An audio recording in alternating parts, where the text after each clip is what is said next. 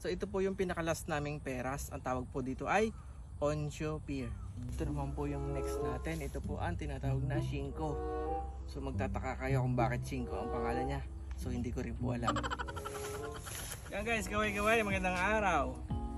So kita nyo ba ang nasa ating itaas?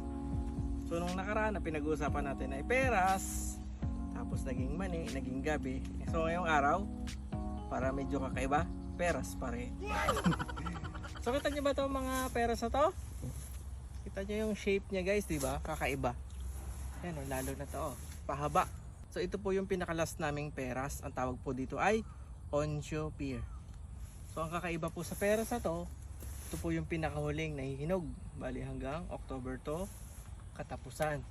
So pakita ko sa inyo yung hinog. So ito medyo hinog na to guys. Yan. Kita nyo naman yung shape. So matamis po ito.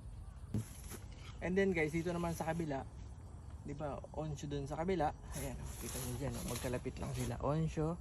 And then ito naman variety na to. Ito naman po yung next natin. Ito po ang tinatawag na Shinko. So magtataka kayo kung bakit Shinko ang pangalan niya. So hindi ko rin po alam. Siguro ito po ay ang sunod na papangunin ay 6. Ayan. Joke. So ito po yung Shinko. So mabibilog po siya na medyo matigas yung hinog niya. Ayan. So pakita ko sa inyo, medyo hinog. Ito po yung medyo hinog yan.